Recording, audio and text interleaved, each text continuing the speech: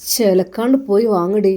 ഓളമ്മോടൊരു ഹോസ്പിറ്റലിൽ റൂമിൻ്റെ മൂലക്കുള്ള കസേരയിൽ ഇരുന്ന് ക്ഷീണിച്ചു പോയപ്പോൾ ചുവരിൽ തലയൊന്ന് ചായച്ചതേയുള്ളൂ.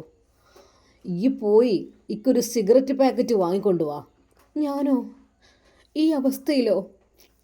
ഇങ്ങനെ സിഗരറ്റ് വാങ്ങാൻ ചെന്നാൽ അവിടെയുള്ളവർ എന്ത് വിചാരിക്കും? രാത്രി 11 മണി ഇല്ലേ? കട അടച്ചിട്ടുണ്ടാവോ? ചേലക്കാണ്ട് പോയി വാങ്ങടി. ഓളമ്മോടൊരു അവളെ മറ്റവിടുത്തെ പേഴ്സിൽ പൈസയുണ്ട്. വാങ്ങാം. പൈസ എടുത്ത് പതുക്കെ പുറത്തേക്ക് കടന്നു. ഗോവണിപ്പടികൾ ഇറങ്ങുമ്പോൾ അടിവയറ്റിൽ കൊളുത്തിപ്പിടിക്കുന്ന വേദന. സാരല്ല, കട അടക്കുമ്പോഴേക്കും താഴെ ഇറങ്ങണം. അരണ്ട വെളിച്ചത്തിലൂടെ നിഴലിനെ കൂട്ടുപിടിച്ച് ആളൊഴിഞ്ഞ ആശുപത്രി ഇടനാഴിയിലൂടെ നടന്നു. എൻ്റെ ജീവിതം പോലെ നിറം മങ്ങിയ ചുവരുകൾ, നരച്ച മൊസൈക്കിൻ്റെ മേൽ കാൽ വെക്കുമ്പോൾ നിഴലുകൾ ഓടിക്കളിച്ചു. എത്ര ദിവസം ഇനിയും ഒറ്റയ്ക്ക് ആശുപത്രി വരാന്തയിൽ കഴിയേണ്ടി വരും എന്നറിയുന്നില്ല. മരുന്നിനും മന്ത്രത്തിനും മാറാത്ത രോഗമോ?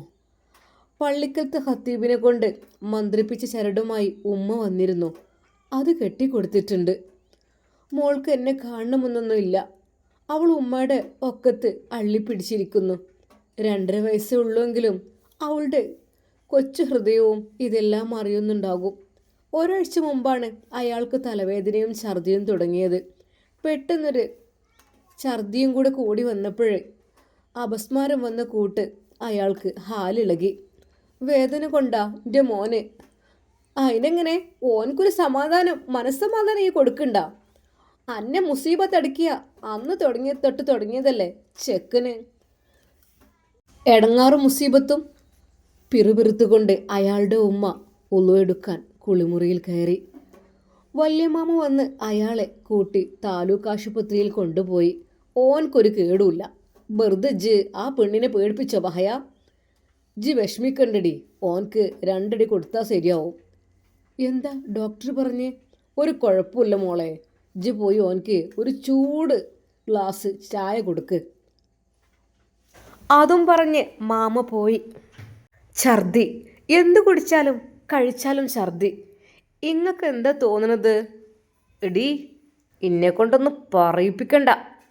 എൻ്റെ മുമ്പ് നീ പൊയ്ക്കോ പന്നി. അതെ, അനാവശ്യ വാക്കുകൾ അയാൾ വീണ്ടും വീണ്ടും ഉരുവിട്ടുകൊണ്ടിരുന്നു. തകർന്നതാണ്, വീണ്ടും വീണ്ടും തകർന്ന് തരിപ്പണമാകുന്ന ഹൃദയം. ഇതെല്ലാം കേട്ട് മടുത്തു. ഫോൺ മണിയടിക്കുന്നത് കേട്ട് അയാളുടെ ഉമ്മ പറഞ്ഞു, അനക്കാ എന്നാ അൻ്റോടന്നാണ്. ഫോൺ എടുത്തു. ഉമ്മയാണ്. ഉമ്മ. വാക്കുകൾക്ക് പകരം കണ്ണീരാണ്. ഭേദമുണ്ടടി ഓൻക്ക്? ഇല്ലമ്മ, ഞാൻ എന്താ ചെയ്യുക? ഡോക്ടർ കാണിച്ചിട്ടും കുറവില്ല. എന്നെപ്പം തീരെ കണ്ടൂടാ. ഈ വേദന വന്നതിന് ശേഷം ഞാൻ അടുത്തേക്ക് ചെല്ലുമ്പോഴെന്നെ കലിയാണ്. 2 ദിവസമായിട്ട് എന്നെ അടുത്ത് കിടത്തുന്ന പോലുമില്ല. മൂപ്പരെ മനസ്സിൽ എന്താണാവോ? എന്നെ മനഃപൂർവ്വം ഒഴിവാക്കുന്ന പോലെയാണ് എനിക്ക് തോന്നുന്നത്. ഒന്നും ഉണ്ടാവില്ല. ഉമ്മ പറങ്കോട്ടെ പള്ളിക്കൊക്കെ 1 ലിറ്റർ വെളിച്ചെണ്ണ നേർന്നിക്കണ്. ഒക്കെ ശരിയാകും. ഒന്നും ശരിയായില്ല. പിറ്റേന്ന് ആങ്ങളിയും അനിയത്തിയുടെ ഭർത്താവും വന്നാണ് ഷുഗപുരം ഹോസ്പിറ്റലിലേക്ക് കൊണ്ടുവന്നത്. അതും അയാളുടെ നിർബന്ധമായിരുന്നു. വേറെ എവിടെയും പോകണ്ടെന്ന്. വന്ന പാടെ ഇഞ്ചക്ഷൻ എടുത്തു. വേദനക്കുള്ളതാ. നിങ്ങൾ ഗർഭിണിയല്ലേ? വല്ലാണ്ട് കോണി ഇറങ്ങണ്ടട്ടാ. സിസ്റ്റർ ഡ്രിപ്പ് കണക്ട് ചെയ്തു പോയി. വന്നവരൊക്കെ പോയി. അയാളുടെ വീട്ടിൽ നിന്ന് ആരെങ്കിലും ഒന്ന് വന്നിരുന്നെങ്കിൽ. എന്നെ അയാൾ അടുപ്പിക്കുന്നില്ല. എക്സ്റേ എടുത്തു, CT സ്കാൻ ചെയ്തു. റിസൾട്ട് വന്നില്ല. നാളെ റിസൾട്ട് വരുമ്പോഴേക്കും വീട്ടിൽ നിന്ന് ആരെങ്കിലും വരാമെന്ന് പറഞ്ഞിട്ടുണ്ട്.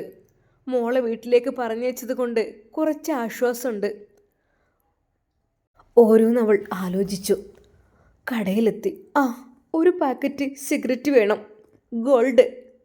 ആശുപത്രിന്നാ? ഭർത്താവ് അവിടെ കിടക്കുന്നുണ്ട്. കൂടുതൽ മുഖം കൊടുക്കാതെ തിരിഞ്ഞു നടന്നു. അതും വാങ്ങി. ബാക്കി വേണ്ടേ? മറന്നു. ഇരുട്ടിലൂടെ കാലകത്തി വെച്ച് നടന്നു. എന്താ ഈ നേരത്ത്? സെക്യൂരിറ്റിയാണ്. ഒന്നുമില്ല, വിക്സ് വാങ്ങാൻ പോയതാ. ഷാളിനുള്ളിൽ സിഗരറ്റ് ഒളിപ്പിച്ചുകൊണ്ട് മറുപടി പറഞ്ഞു. അവിടെ പൂട്ടി, ഇതിലെ പൊക്കോ. ആ. വാതിൽ തുറന്ന് അകത്ത് കിടന്നപ്പോൾ അയാൾ കമിഴ്ന്ന് കിടക്കുകയാണ്. സിഗരറ്റ് ഇതാ. ആ, അവിടെ വെച്ചോ. കസേരയിലിരുന്ന് നേരെ വിളിപ്പിച്ചു.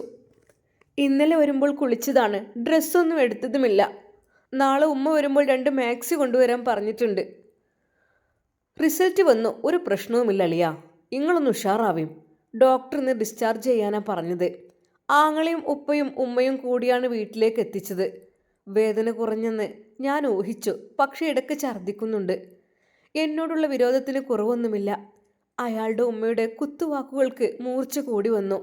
ദിവസങ്ങൾ ആഴ്ചകളായി. വെളുപ്പിനെ അയാൾ പുറത്തു പോവാൻ ഒരുങ്ങുമ്പോഴാണ് അയാളുടെ ഉമ്മയും സഹോദരൻ്റെ ഭാര്യയും കൂടി പുറത്തേക്ക് പോകുന്നത് കണ്ടത്.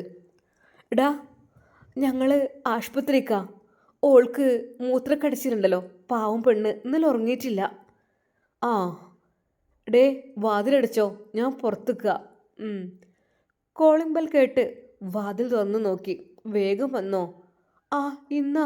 ഇതെന്താ, വേഗം തിന്നോ. ഇമ്മയും താത്തയും ഇപ്പം വരും, അപ്പോഴേക്കും തിന്നോ. പൊതി തുറന്നു. പൊറാട്ടയും ബീഫും. ദയനീയമായി അയാളെ ഒന്ന് നോക്കി. എൻ്റെ നോട്ടം ഏറ്റുവാങ്ങാതെ അയാൾ തല താഴ്ത്തി. എത്ര ദിവസമായി നല്ല ഭക്ഷണം കഴിച്ചിട്ട്? അവർ കഴിച്ചതിൻ്റെ ബാക്കി എന്തെങ്കിലും ഉണ്ടെങ്കിൽ കിട്ടും. എന്നെ അടുക്കളയിലേക്കും. വിലക്കാണ്. മോൾക്ക് എന്തെങ്കിലും ഉണ്ടാക്കി കൊടുക്കും. ആർത്തിയോടെ വാരത്തുനിന്ന് മോൾ മടിയിലുണ്ട്. കഴിച്ചു കഴിഞ്ഞ് കടലാസും വാഴയിലയും തോട്ടത്തിലേക്ക് എറിയാൻ അയാൾ പറഞ്ഞു. ഒരു ഇഷാ മഗ്‌രിബ് എന്നെ പടിയടച്ച് പുറത്താക്കുന്നതിൻ്റെ തലേനാൾ മുമ്പത്തെ ആ ദിവസം അയാളുടെ നെഞ്ചോട് ചേർന്ന് ഞാൻ ഉറങ്ങി. ആ വീട്ടിലെ അവസാനത്തെ ഉറക്കം. എനിക്ക് പകരക്കാരിയെ കണ്ടെത്തിയതിൻ്റെ കുറ്റബോധത്തിൻ്റെ ഛർദിയും തലവേദനയും അയാളെ വിട്ടുപോയിരുന്നു. വരാൻ പോകുന്ന പഴയ കാമുകിയുടെ ഉമ്മ കൈവിഷം കൊടുത്തതാണെന്ന് 2 തല കത്തിച്ചു നടുപിടിക്കുന്ന കുഞ്ഞാമടക്കം പലപ്പോഴും പ്രതീക്ഷ കൈവിട്ടില്ല. അതിനേക്കാൾ വീര്യമുള്ള മരുന്ന് ഞാൻ കൊടുക്കുന്നുണ്ടല്ലോ, എൻ്റെ സ്നേഹം. എല്ലാ പ്രതീക്ഷകളും സഫലമാകില്ലല്ലോ. ചിലതൊക്കെ വിധിയാണ്, തിരുത്താൻ കഴിയാത്ത വിധി. ജീവിതമാണ് അനുഭവത്തിൻ്റെ കയ്പുള്ള ചെറിയ മധുരമുള്ള ജീവിതം.